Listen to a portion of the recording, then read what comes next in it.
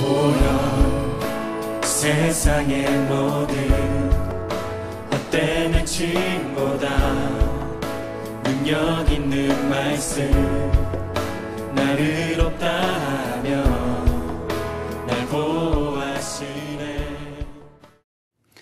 창세기 4장 16절서부터 24절까지는 가인의 자손에 대해서 이야기를 합니다. 가인의 후손들을 기록하고 그리고 그들의 행적을 말하고 있는데, 창세기 4장 이후로는 이 가인들의 후손에 대해서는 기록이 남아있지 않습니다. 그러나 하나님께서는 가인의 후손을 짧게 기록하시는 그 이유가 있습니다.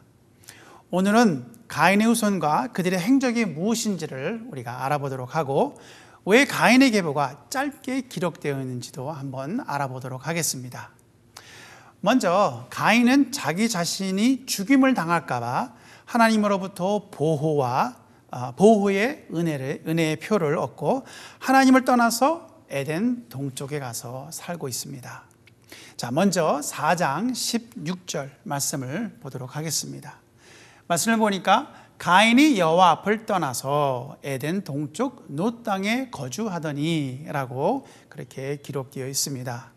여기 말씀을 보니까 가인이 여호와 앞을 떠나서 라고 이렇게 기록되어 있는데, 가인이 여호와 앞을 떠났다라는 것은 가인은 하나님을 떠나서 불신자의 삶을 살았다라는 바로 그런 의미입니다. 그리고 에덴 동쪽 놋 땅에 거주했다라고 합니다.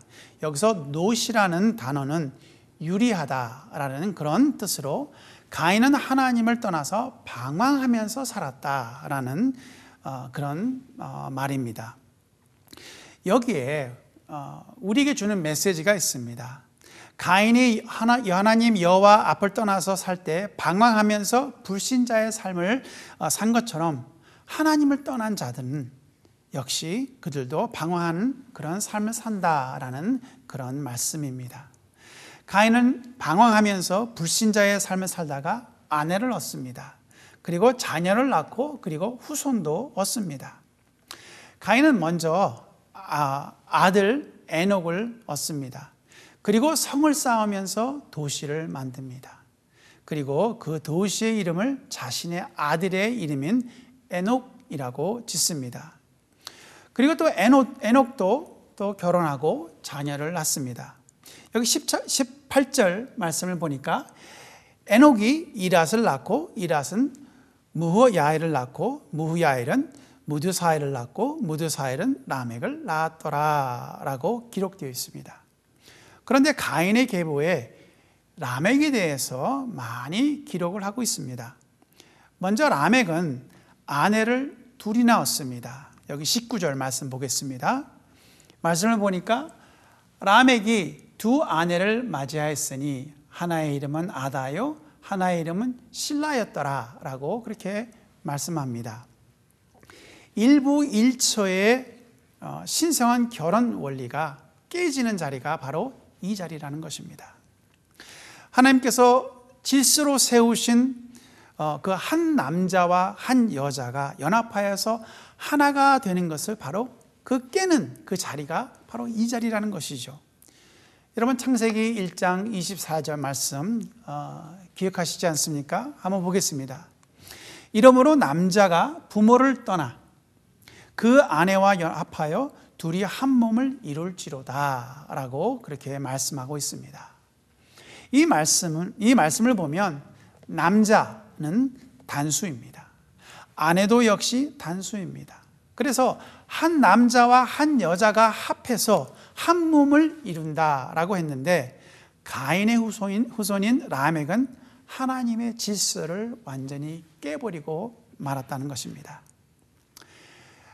라멕은 자신이 얻은 두 아내를 통해서 자녀를 낳고 그의 자녀들이 여러 가지 일과 문화를 시작하게 됩니다. 우리 한번 20절 말씀을 보겠습니다. 20절 말씀을 보니까 아다는 야발을 낳았으니 그는 장막에 거주하며 가축을 치는 자의 조상이 되었으며 라고 써 있습니다. 라멕의 아내 아다를 통해서 얻은 아들 야발은 목축업을 시작했다라는 것입니다. 자, 21절 말씀을 보겠습니다. 그의 아우 이름은 유발이니 그는 수금과 퉁소를 잡는 모든 자의 조상이 되었으며 라고 합니다. 유발은 음악 문화를 시작을 합니다. 그리고 또 22절 말씀을 보면 신라는 두발 가인을 낳았으니 그는 구리와 쇠로 여러 가지 기구를 만드는 자요 라고 했는데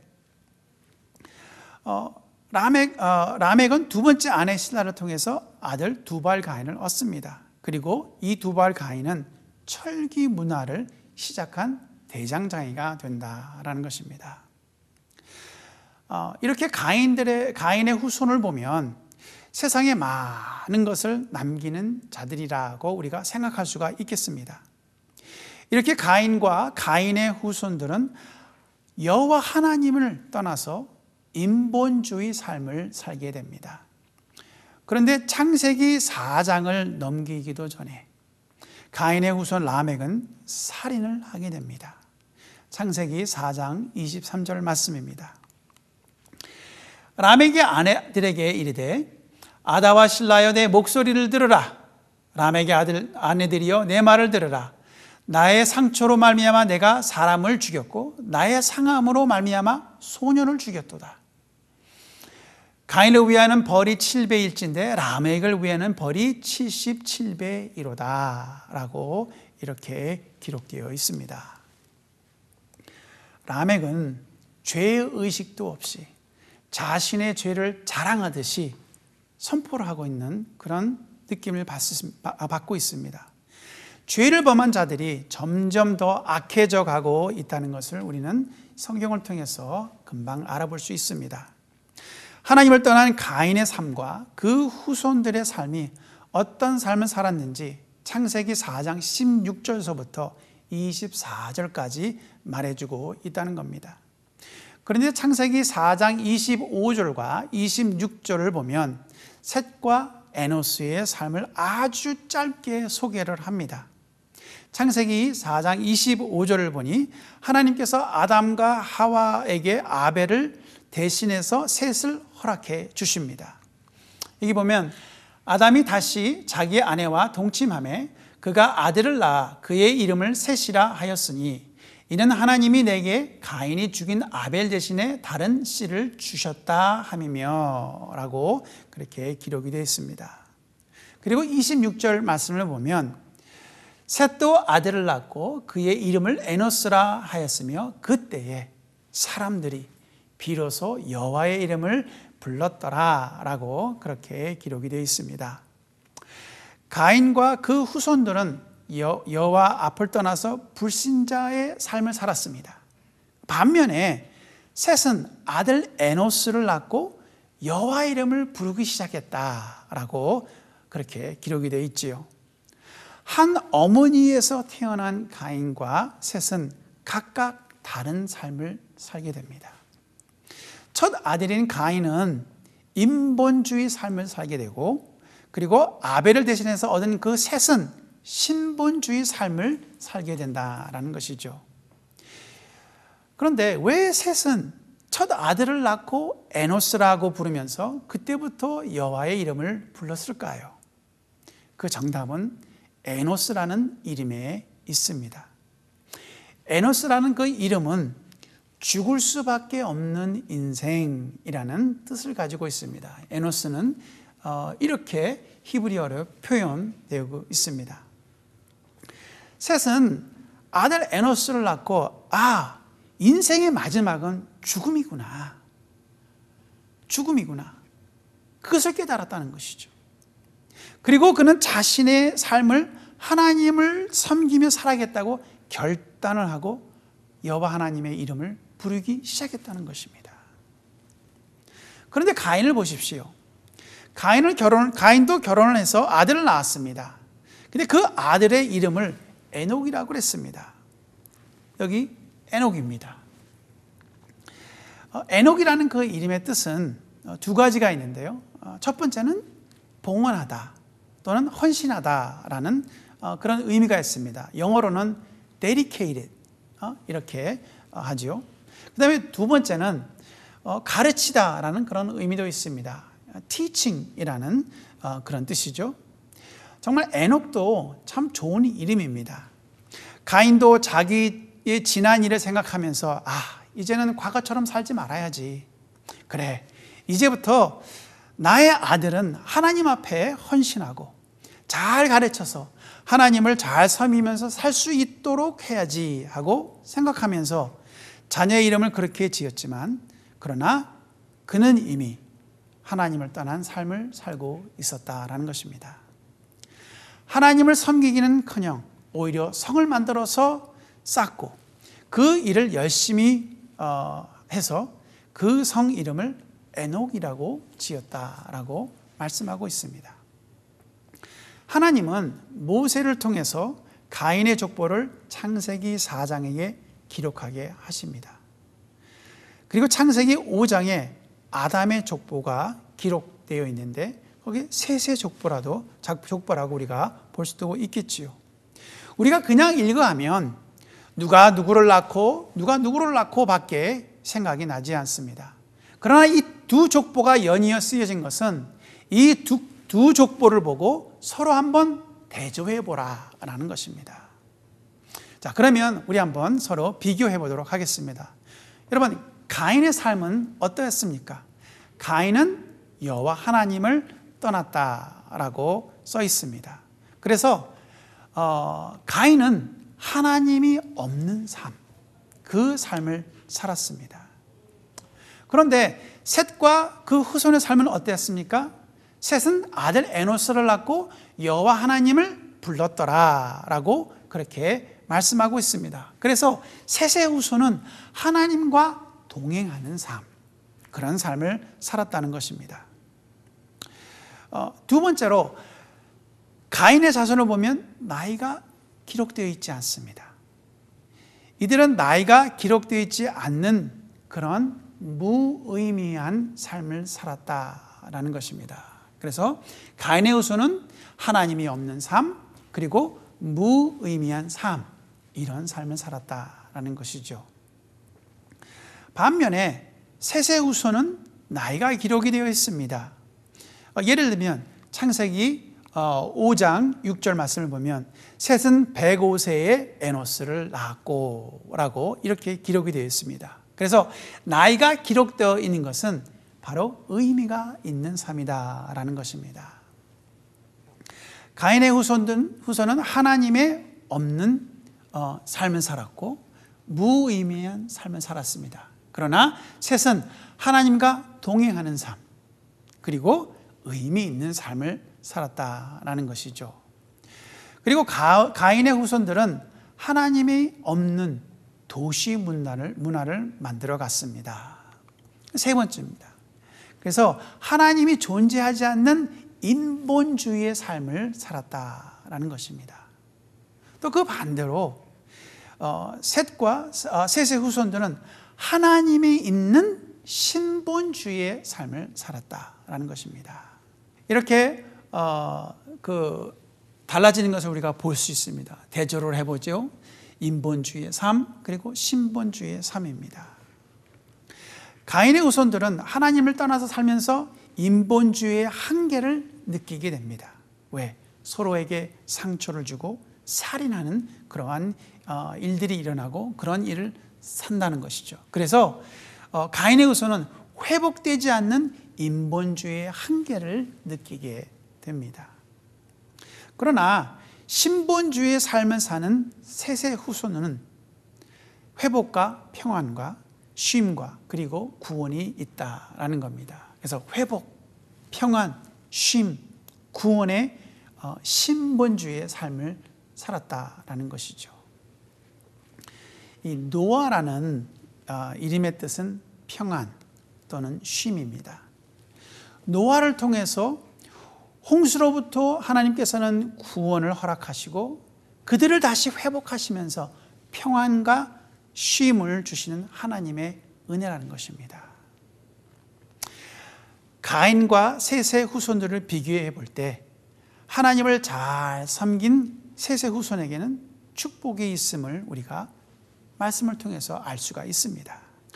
신본주의의 삶을 살았던 조상을 통해서 축복을 받는 후손들이 있는데 그 후손들에 대해서 또 다른 예들을 한번 우리가 보도록 하겠습니다.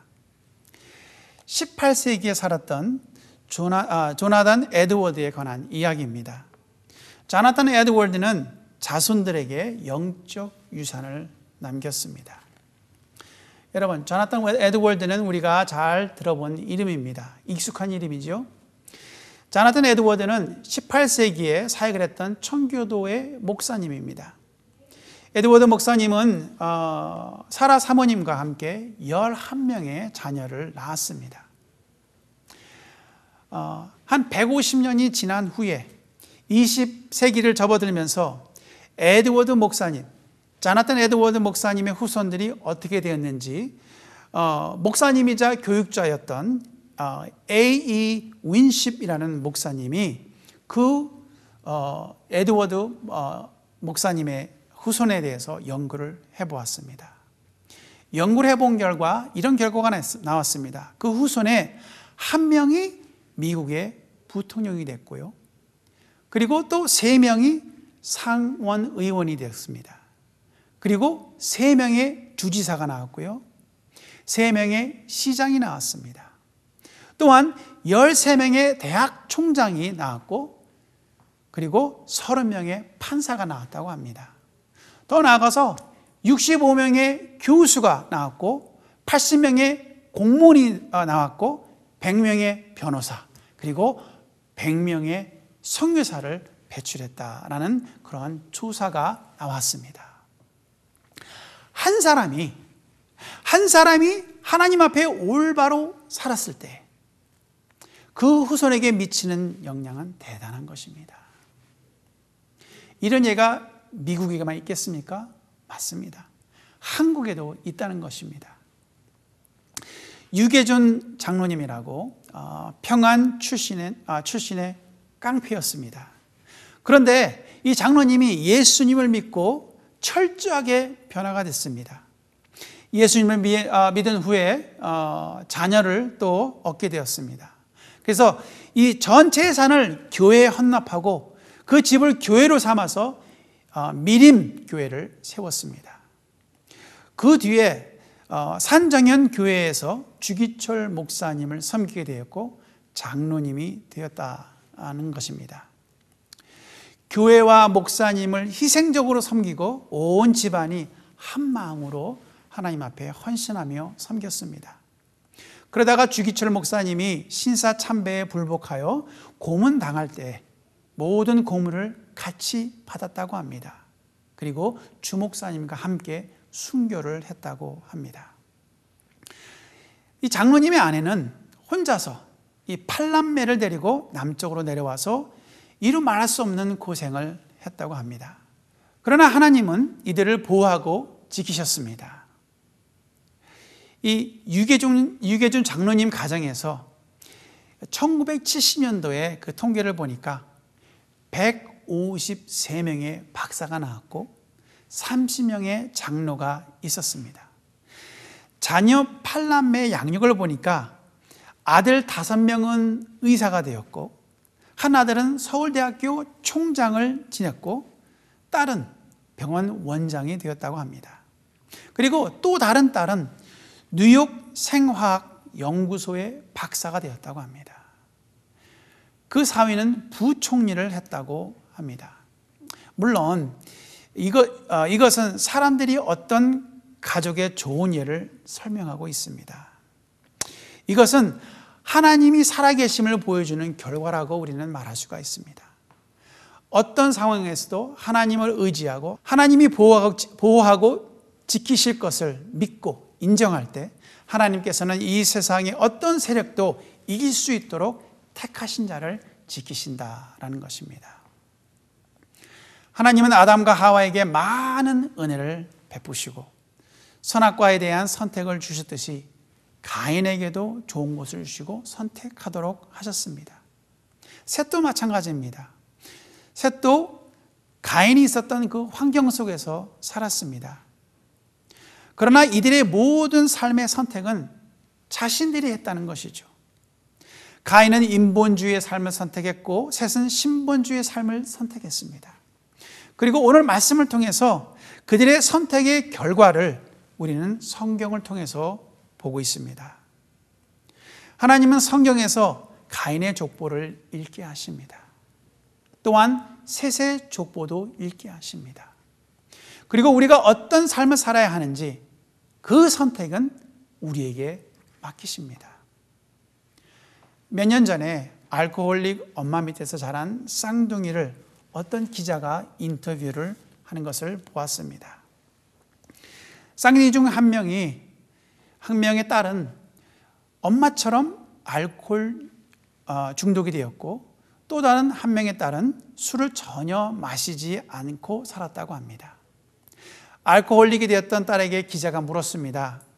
어째서 알코올릭이 되었는지 질문을 했습니다. 그러자 이 딸은 기자에게 이렇게 말합니다. 제 엄마도 알코올릭이었는데 내가 그런 엄마 밑에서 어떤 사람이 되었겠습니까? 라고 말했습니다. 기자가 이제는 술을 전혀 마시지 않는 딸에게 같은 질문을 했을 때 그 딸은 이렇게 말합니다. 제 엄마가 알코올릭이었었는데 나는 그렇게 살기 원치 않았습니다. 라고 대답을 했습니다. 같은 어머니의 뱃속에 있었고 같은 환경 속에서 자란 두 딸이 있었지만 어떤 결정을 하느냐에 따라 삶의 결과는 달랐다라는 것입니다. 내가 어떻게 사느냐, 내가 어떤 모습으로 사느냐라는 것은 나의 결정에 달려 있다라는 것입니다. 우리의 자녀들이 어떻게 사느냐는 나의 결정에 달린 것이 아니라 우리 자녀들이 어떻게 결정하느냐에 따라 달렸다는 것입니다. 물론 우리들은 그들을 위해서 기도를 합니다. 그리고 좋으신 하나님은 우리가 올바른 결정을 하기를 원하십니다. 우리의 결정에 따라 하나님께서는 우리 각 사람에게 책임을 물으실 것입니다. 로마서 14장 12절 말씀을 보면 이러므로 우리 각 사람이 자기 일을 하나님께 짓고 하리라 라고 기록되어 있습니다. 영어 성경에는 이렇게 기록되어 있어요. So then, each of us will give an account of himself to God. 각 사람이 하나님 보시기에 올바른 결정을 하며 살아갈 때 우리들의 자녀들은 더 나아가 자손들까지도 하나님이 주시는 회복과 평안과 쉼과 구원을 이루는 삶을 살아가게 될 것입니다. 그런 삶을 살아가는 여러분들이 되시기를 주님의 이름으로 축원드립니다. 보여 세상의 모든 헛된 행침보다 능력 있는 말씀 나를